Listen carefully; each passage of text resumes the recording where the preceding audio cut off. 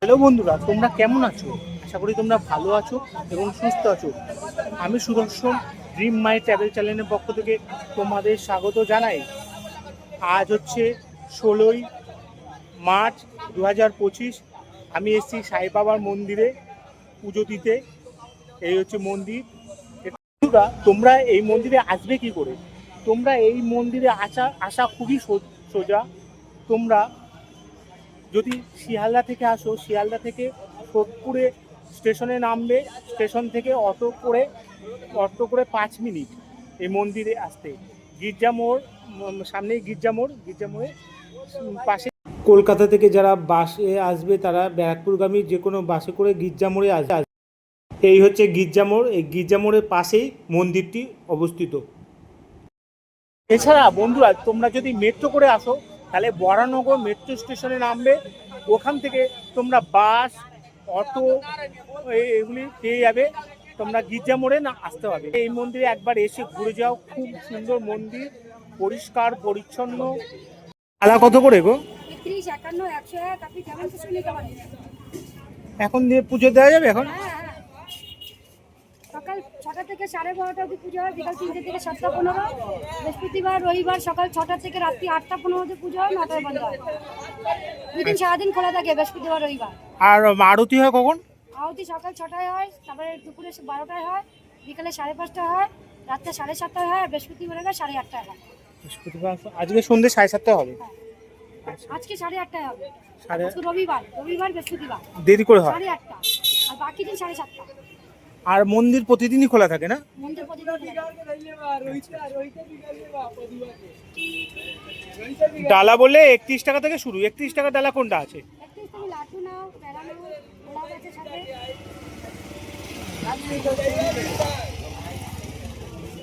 বন্ধুরা, এখানে তোমরা ডালার দোকান পেয়ে যাবে। যে ফুল আছে, জুতো রাখতে পারবে তোমরা এখানে।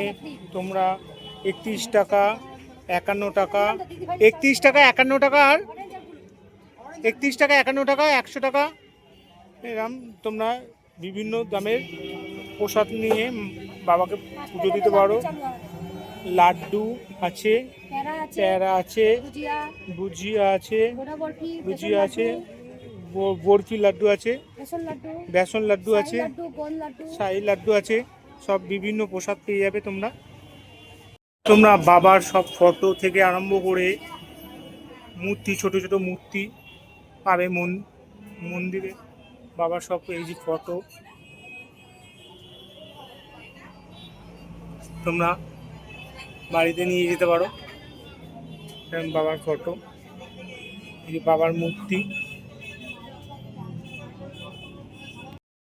ধর্মকে রক্ষা করার জন্য পৃথিবীতে অনেক সাধক মহাত্মা আবির্ভাব হয়েছে।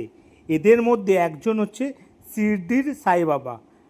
তিনি অধর্ম, হিংসা ছাড়াও আরও নাশীকরণী ধর্মের প্রতি আস্থা এবং অবিশ্বাস ব্যক্তিদের দিশা দেখিয়েছেন।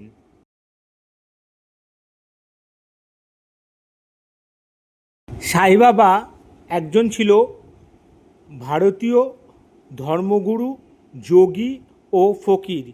হিন্দু, মুসলিম উভয় সম্প্রদায়ের ভক্তরাই তাকে সন্ত আখ্যা দিয়েছিলেন। হিন্দু ভক্তরা তাকে দত্তায়ত অবতার মনে করতেন।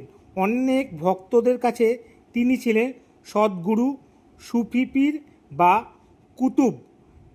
বিশ্বের বিভিন্ন অঞ্চলে তার পরিচিত ছড়িয়ে পড়েছিল।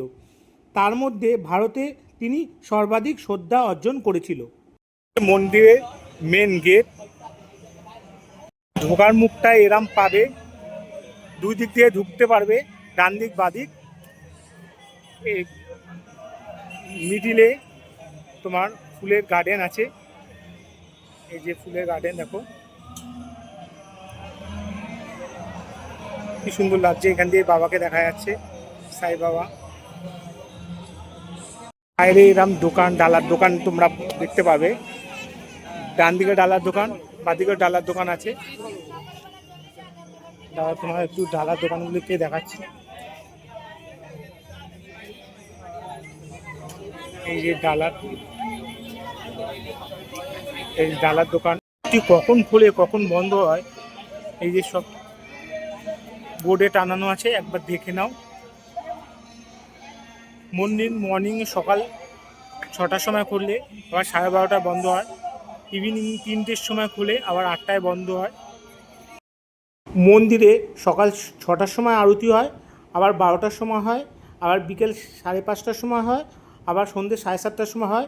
বৃহস্পতিবার আর রবিবার সন্ধ্যে 8:30টার সময় আরতি হয়। আর বৃহস্পতিবার রবিবার এখানে ভোগ প্রসাদ দেওয়া হয় বাইরে। বাদিকের গাছগুলি দেখো অসাধারণ লাগছে, প্রতিদিনই মেনটেন হয়, গাছে জল দেয়, গাছগুলি বড় হলে কাটে।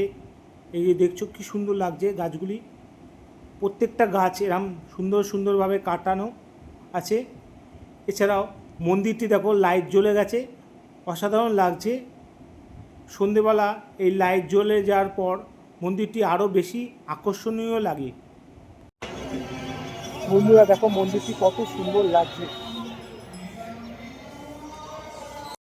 সাই বাবার প্রকৃত নাম জানা যায়নি। সিডনিতে আগমনের পর তাকে সাই নামে ডাকা হতো।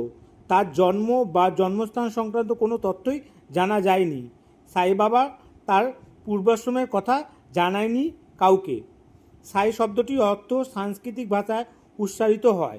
এই শব্দটির অর্থ সাক্ষাৎ ঈশ্বর বা দিব্য, অর্থাৎ সাই বাবা নামের অর্থ হচ্ছে দিব্য পিতা বা পিতৃরূপে সন্ত। সিদ্ধি সাই বাবা হলো একজন ধর্মগুরু, যোগী এবং ফকির। হিন্দু ও মুসলমান সম্প্রদায় উভয় সম্প্রদায়ের মানুষরা তাকে সন্ত আখ্যা দিয়েছিল। 19বিংশ শতক থেকে 20 শতাব্দী পর্যন্ত তিনি হিন্দু ও মুসলমানদের কাছে একজন সাধু এবং ফকির ছিল। আমি পুজো দিতে যাচ্ছি এখন। আমার ডালাতে আছে মিষ্টি, গোলাপ ফুল এবং ধূপকাঠি। ধূপকাঠিটি গেটের বাইরে জ্বালিয়ে আরতি করতে পারো।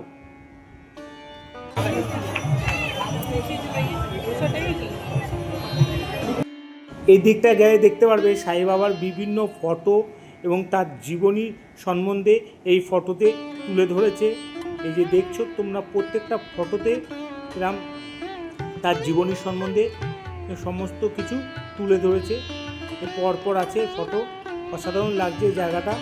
লাইট জ্বালিয়ে এই যে ফটোতে লাইট জ্বালানো আছে, দারুণ লাগছে, আরও অসাধারণ লাগছে।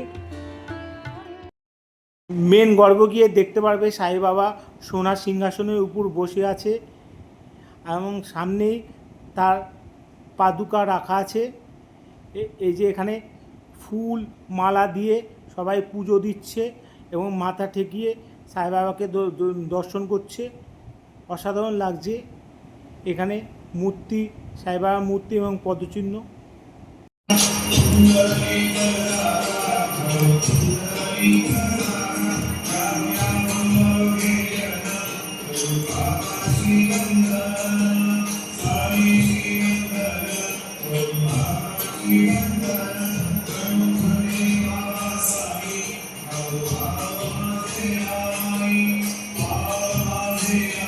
আজকে যেহেতু রবিবার, সেই জন্য এই বিকেল 5:30টার সময় আরতি হচ্ছে এবং 8:30টার সময় আরতি হয়ে রাত 9টার সময় মন্দির বন্ধ হয়ে যাবে। বাবা জন্মগ্রহণ করেছিল 1835 সালে এবং তার মৃত্যু হয়েছিল 1918 সালে 15ই অক্টোবর। তখন ওনার বয়স ছিল 80 বছর। দ্বারকামাতেই তার শেষ নিঃশ্বাস তিনি ত্যাগ করেছিলেন। সাই বাবার জন্ম হয়েছিল এক ব্রাহ্মণ পরিবারে, যিনি তাকে 5 বছর বয়সে একজন ফকিরের কাছে দান করেছিল। সাই বাবা 15 বছর বয়সে সিডনিতে এসেছিলেন এবং সেখানে থেকে তিনি অনেক সৎ উপদেশ দিয়েছিল, যেমন সবকা মালিক এক, যেমন কর্ম করবে তেমন ফল পাবে। যদি তোমাকে কেউ দুঃখ দেয় তার অনিষ্ট কখনোই করো না, তার জন্য প্রার্থনা করো। বন্ধুরা, সাই বাবা মন্দিরে আসলে এখানে তোমরা গাড়ি পার্কিং করতে পারবে গাড়ির জন্য 20 টাকা করে নেয়। এই যে বাইকে। আর 4 চাকা কত গো কাকা? 4 চাকা 30 টাকা, বাইক স্কুটি সব 20 টাকা করে নেয়। এই যে তোমরা দেখছো সব বাইক রাখছে। তোমরা এখানে বাইরে অনেক ডালার দোকান দিয়ে ডালা কিনে পুজো দিতে পারো সাই বাবার মন্দিরে ঢুকে। আমার সাই বাবার ভিডিওটি কেমন লাগলো তোমরা প্লিজ জানাবে। যদি ভালো লাগে আমার সাথে থাকো, প্লিজ লাইক করো, শেয়ার করো এবং কমেন্ট করো।